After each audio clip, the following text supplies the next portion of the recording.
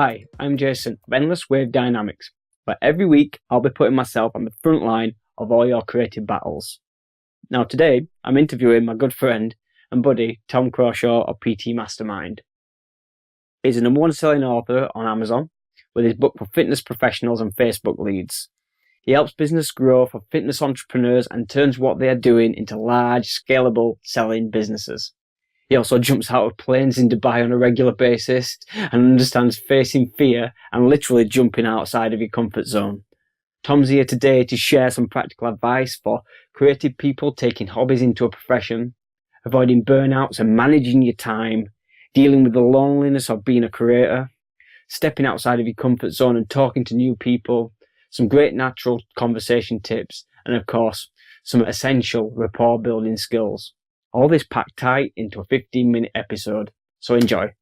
I'll quickly just say a little bit about yourself, introduce yourself a little bit more better than I can. Yeah. So, I'm out there helping fitness professionals, help them with their business so they get more leads, more sales, and really create the lifestyle that they want. Because, what we find is a lot of fitness professionals are just burnt out. They're working like 18-hour days and they don't really have any end goal, right? So if you're working and you're burning yourself out and you don't really have the systems in place to outsource yourself from your business, there's going to come a point where you're going to have a meltdown. And, we've experienced that with a few guys before, while they were in the personal training business, it collapsed. They leave fitness, they come back, and now they're looking for different strategies to actually grow and improve in a responsible and sustainable way that's not going to damage their health. And, marketing in the fitness industry, they get the qualifications, they get the certification, but that's not going to teach them how to get clients, how to market themselves, and how to create a business with proper systems so they can scale up, open multiple locations, and really, people don't get into fitness to work 18-hour days and train people for the rest of their life. Yeah, they love what they do, but that's not the end goal for them. Yeah, a lot of these guys are family people, right? Mm-hmm. So they have kids at home and they're barely seeing the kids, they're barely seeing the wife or the girlfriend, and it's a sad situation because that can be helped.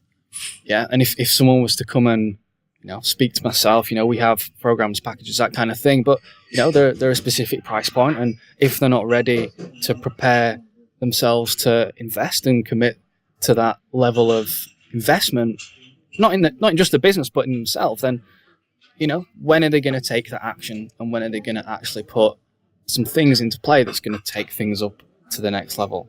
Mm-hmm. And sometimes it's not just necessarily knowing the skill of the job, but sometimes the people that start a hobby and then they try and turn it into a business, they miss the business management side, they miss the entrepreneur goal setting side, and like you said, they've trained, they've got the qualifications, they're really passionate about the fitness industry, but those guys are not being focused on the business side of things. And I'd like to take it in respect to the creative stuff to my audience. What are you seeing from the people that are just taking a hobby into a business, into a profession? Those people that are taking that step and that leap, what are the things that they can do to make that happen? All right, so you're exactly right. People are working in the business instead of on the business, and when it comes to creative people, it's kind of a difficult thing because you're creative, you're the engine in your business. Say if you're a graphic designer, for example, or a videographer, you're doing the work. Like that's what you do, and you're selling yourself as your service. You can't really.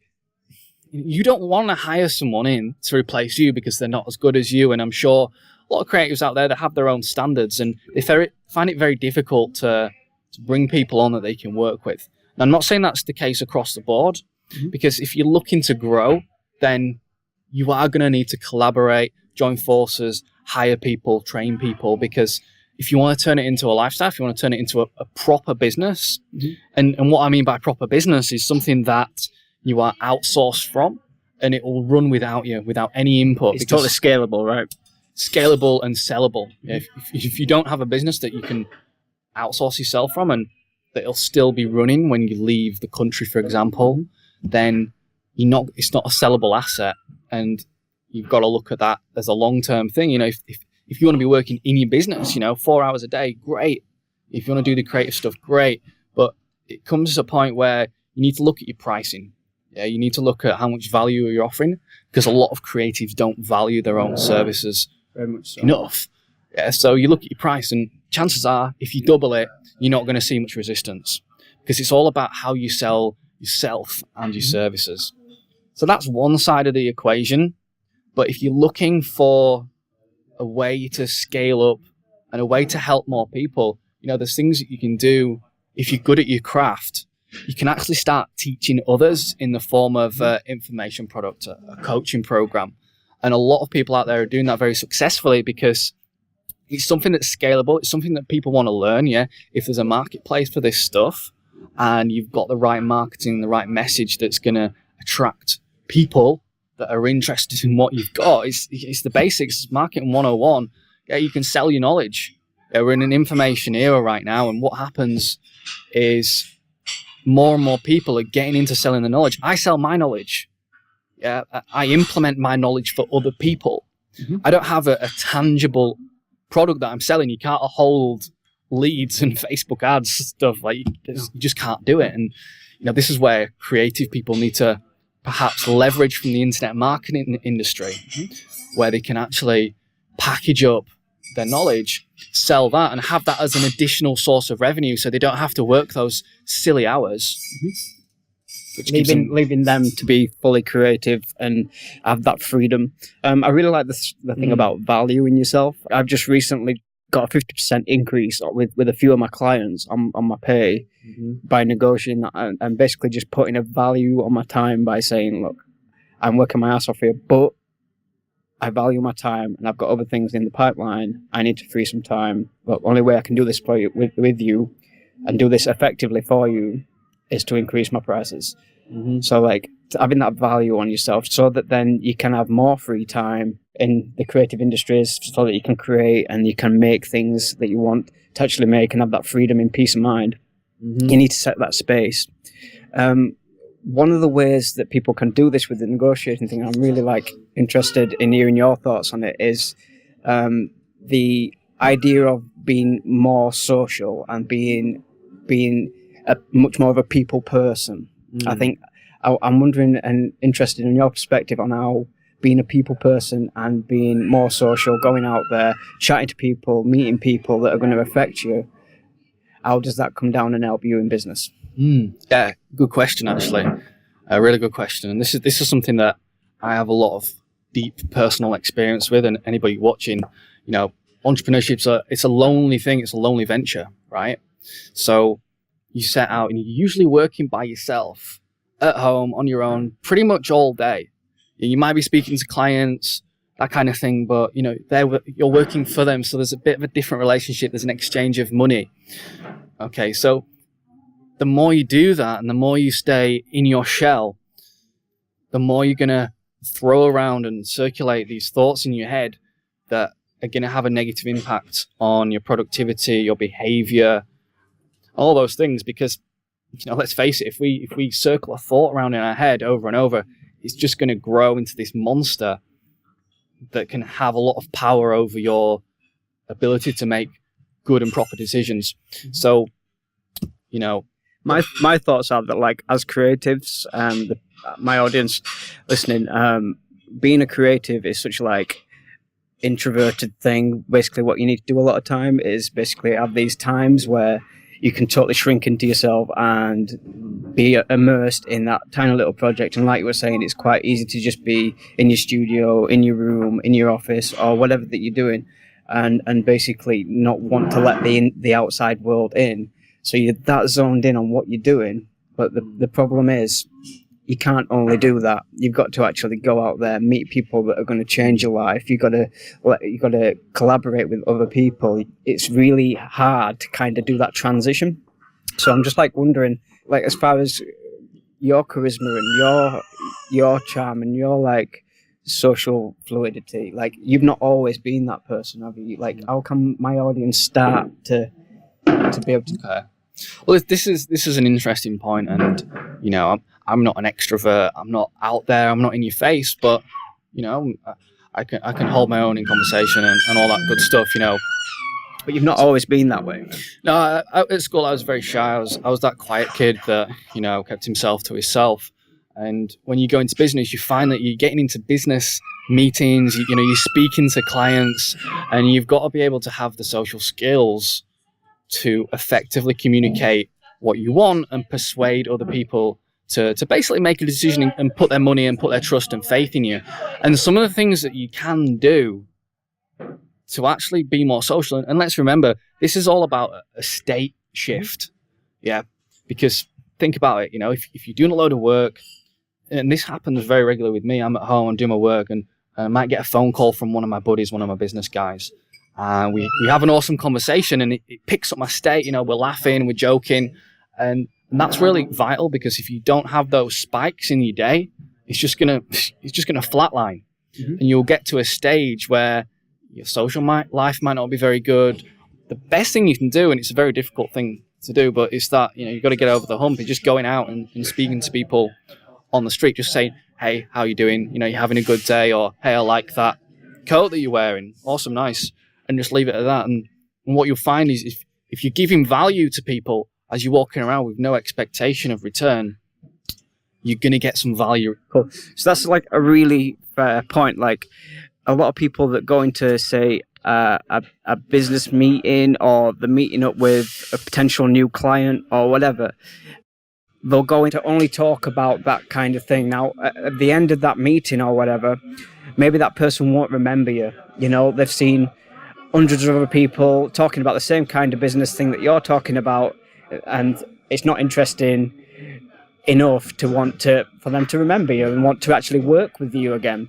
So maybe like sometimes it's a really good idea to bridge conversation with things that have got nothing to do with the subject, and kind of find personal connections with other people in a way that's not necessarily on that particular subject. So it could be like me and you originally started talking to each other just by being lads and talking about girls and things like that. So like we weren't actually talking about business all the time. So, but because of that, we've ended up with a great friendship where we can openly talk about, flip between different kinds of subjects, and it really bridges the gap and makes people be able to remember you and want to work with you again, I've found. Well, here's the thing. What do you do with your mates? Yeah. Right? You laugh and you joke around, you chat about like random stuff, really relaxed. Yeah. When you meet someone for the first time, you want it to be relaxed. You want to break down that awkward barrier of like stranger to acquaintance, let's say, really, really quickly. And the way we do that is by building rapid rapport, mirroring body language, having a laugh, having a joke, not talking about specific business stuff, and just really, asking how the day's been, trying to find something that's kind of interest to both of you. I had a conversation yesterday, and we started talking about dental procedures and natural dental solutions, because I'd just been to the dentist, and his wife was doing this thing, and we started talking about that for like 10 minutes. And then when we got into the actual meat of the conversation, like I was like, I like this guy. This guy's funny. This guy's cool. His vibe's pretty good. And we had an awesome conversation. We're going to be, there's going to be some interesting business ventures or deals that's going to come from it. You were saying that it was really reciprocatory as well. It's like you both found that you got something from that conversation. It wasn't the case that you was just speaking to him and he wanted something from you, or you wanted something from him and he could sense that. It was literally like a reciprocatory vibe, where you both felt like you got something. He actually offered a ton of value to me. Yeah. He gave me some tips. He actually said, listen, you better turn on the recording of this conversation if you can record these Skype calls, because I'm going to give you some stuff now that's really going to help you. And I thought, wow, first time I've spoken to this guy, and that's the kind of connection you want. You don't get it every time, but those for me are the real valuable connections. And, you think it's coincidence that, you're getting along really well with them, but in matter of fact, it's just the energy that you're giving out and what you're going to get back off them.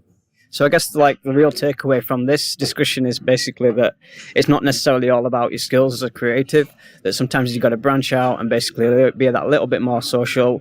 I think if you just apply a few of these little steps that Tom's been talking about, that it's going to make an exceptional difference. Just one more thing, like, is there anything that, like, I always like ask my guests a simple question of like, if there was something that you could tell yourself like 10 years ago, If there was something that would make the difference between, say, it costing you thousands of pounds or that 10 years of time, like what would be the kind of, if you only had a few things to say about what you could do differently?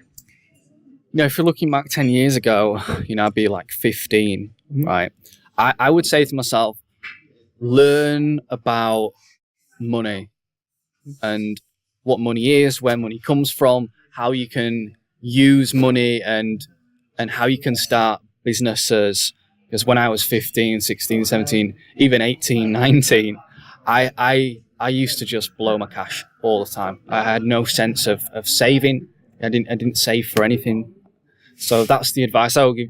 Looking to start businesses, look into that and learn about money. Yeah, I hope you enjoyed that one with Tom Crawshaw. The thing about valuing yourself and your work is so huge. Is right. Too many of us don't value our own work. I can see being social works so well for Tom.